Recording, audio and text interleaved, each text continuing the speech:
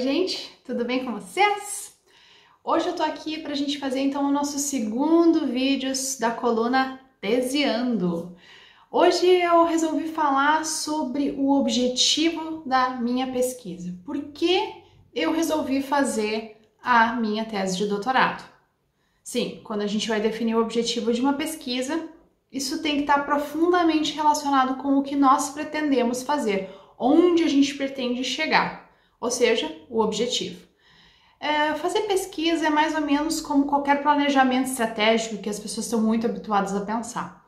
A gente precisa ter um foco, a gente precisa ter um lugar, a gente precisa ter uma série de questões definidas para que esse objetivo seja concretizável, né?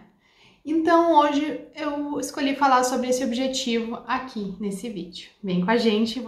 Então, gente, hoje vamos falar sobre o objetivo. Depois de contar um pouquinho sobre o título e como é que ele foi definido, e como título de qualquer redação, no caso da tese ou do nome da criança, a gente está falando de algo que a gente escolhe para sintetizar um trabalho.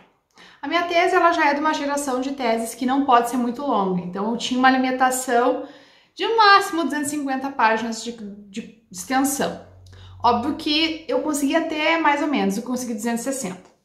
Mas antigamente as teses tinham que ter 500 páginas, né? E muita gente dizia que tinha muita enrolação ali. Sinceramente, eu já li teses de 500 páginas e nem todas têm enrolação.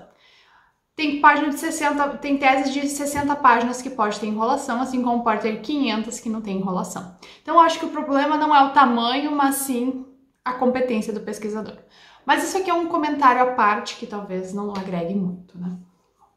Enfim, vamos falar da tese e, por favor, eu sei que vocês escutam isso de todo mundo, mas eu preciso falar também, né?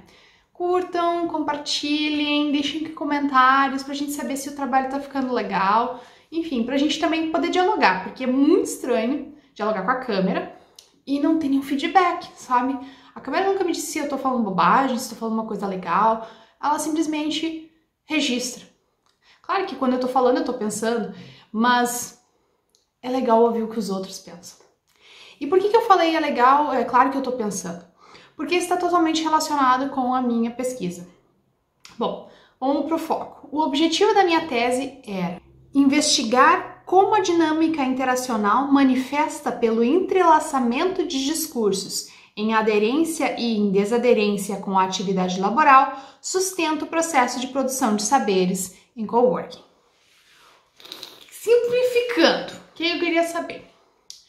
Se a gente poderia olhar para a atividade das pessoas a partir do modo como elas interagem e como essa interação implica a produção de conhecimento. Em miúdos, era isso.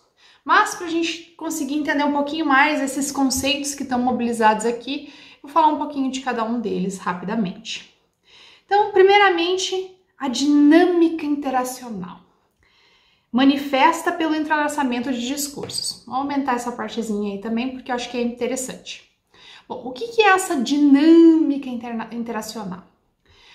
As interações, elas são todas essas formas de produção de sentido que eu tenho a possibilidade de construir.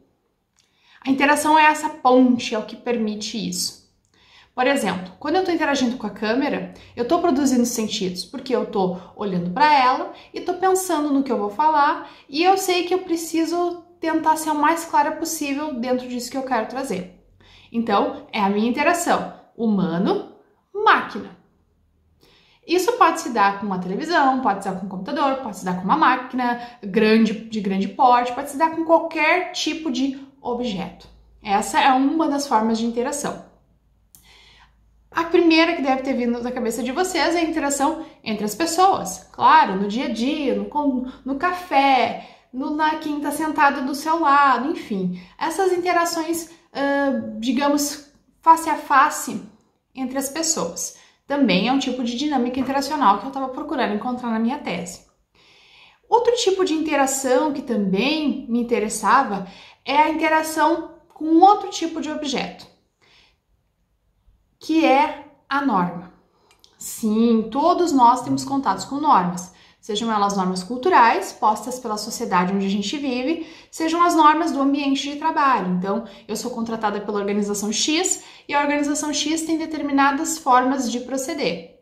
São normas e eu estou interagindo com elas. Ou seja, eu estou lendo essas normas, interpretando essas normas e vivenciando essas normas. Sim, eu vivencio as normas, eu escolho acatá-las em prol da minha relação com a organização. Ou escolho transgredir elas em função de outros elementos. Então, qual é que é o elemento-chave da interação? É essa capacidade que nós temos de olhar para com quem nós estamos interagindo, que podem ser objetos, podem ser pessoas, podem ser papéis, palavras, enfim. E eu sou capaz de interpretar isso e produzir sentido. Ou seja, eu entendo e eu consigo avançar. Quando eu consigo avançar, eu começo a chegar nessa questão do conhecimento, dos saberes. A gente pode pensar o conhecimento de uma maneira um pouco simplista, como só informação. Só passa a ser conhecimento quando eu produzo esse sentido. Então, por isso que olhar as interações que aconteciam no trabalho era tão importante para mim. Porque eu queria entender como isso que acontece, essas múltiplas dinâmicas, e por que discursivizadas? Porque essas dinâmicas, elas acontecem de múltiplas maneiras. A gente fala, a gente olha, a gente se mexe. Enfim, são muitas as maneiras como a gente se expressa e interage. E eu precisava de transformar isso numa maneira possível de se analisar. Eu não sou psicóloga, eu não sou terapeuta, então eu não poderia fazer um tipo de análise que avançasse muito as especulações subjetivas da pessoa, porque eu não tenho esse conhecimento, eu não tenho essa prática de fazer isso. Então eu poderia daqui a pouco estar criando um problema para as pessoas. E isso é importante também a gente levar em consideração em qualquer atividade que a gente está realizando. Então eu precisei transformar tudo isso em discurso. Como assim?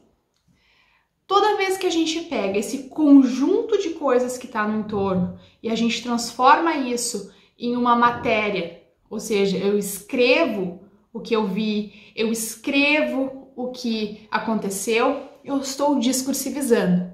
Quando alguém me faz uma pergunta e eu respondo essa pergunta, eu estou produzindo um discurso. Pelo que eu falo, pelo tom que eu uso, pelas palavras, pelo lugar, por todo o conjunto, junto com a fala em si. Então, é importante também ter em mente que discurso vai muito além do que só a expressão verbal. A expressão verbal é parte do discurso. A forma como o corpo fala junto faz parte do discurso. Eu não consigo entender o discurso sem entender esses elementos da situação, da fala em si e do contrato, do contexto que está nesse sentido. Então essa, claro, é a interpretação de discurso que eu trago, que eu construí a partir da bagagem teórica que eu tenho, né? Outra questão, então, para a gente fechar, é essa questão da aderência e desaderência da atividade. Isso tem a ver com a ideia de normas. Por quê? O que é a atividade? A atividade é essa vivência que a gente tem no cotidiano, a partir do que a gente recebe de prescrição e aquilo que a gente realiza. Então, para isso a gente vivencia a aderência e a desaderência. O que é a aderência? A aderência é o aqui e agora. É esse momento que eu estou gravando o vídeo, é o momento que você está assistindo o vídeo. É a situação concreta acontecendo ali mesmo. Isso é a vivência da atividade em aderência. Mas a gente, enquanto humano, criou essa coisa de linguagem e todas as coisas que estão por trás disso, no nosso cérebro, para o conhecimento e tudo mais. Então a gente teve que sistematizar isso. E é isso que é a desaderência. É eu olhar para esse momento e construir uma norma a partir dele. Norma que a gente tem que entender no sentido bem mais amplo do que simplesmente uma lei.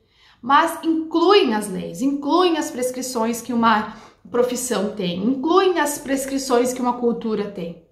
Mas ela vai também nessa constituição que nós mesmos vamos construindo e definindo como critério para a gente tomar a decisão e entender e interpretar as coisas que acontecem. Então, a aderência é esse momento vivido. A desaderência é o meu olhar sobre esse momento vivido. Então, o que eu queria ver, junto com os trabalhadores, era que eles olhassem para essa atividade que eles realizavam e falassem sobre ela.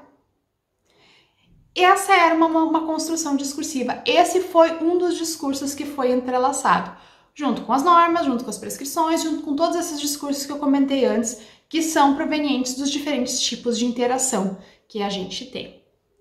E aí, a partir disso, a gente entende que o conhecimento se dá. Por fim, era esse o meu grande propósito. Ver como essas interações instigam a gente a entender a construção de conhecimento. Porque é um processo, depende das nossas interações para que se chegue a um resultado que são esses saberes, né? Saberes também em aderência e saberes em desaderência. Ou seja, a minha interpretação no momento é em aderência. Eu estou vivenciando algo e eu preciso mobilizar tudo que eu consigo naquele momento. Talvez por ansiedade eu não consiga mobilizar alguns saberes que eu tenho, mas eles estão ali. Eu não consegui acionar naquele momento em aderência. Quando eu vou olhar para essa situação mais tarde e vejo, eu podia ter feito isso, aquilo outro, eu estou construindo e edificando essa desaderência. Para que talvez numa próxima vez que eu experimentar aquela situação, claro que em outro momento, com outras pessoas, em outro dia, eu consiga acionar esses outros elementos da desaderência. E isso que é o bacana da atividade, e por isso que eu acho tão legal estudar ela.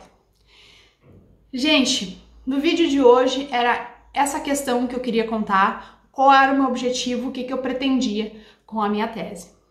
Deixem aqui seus comentários e eu espero que vocês estejam gostando dessa coluna e venham conosco nos próximos vídeos das próximas semanas.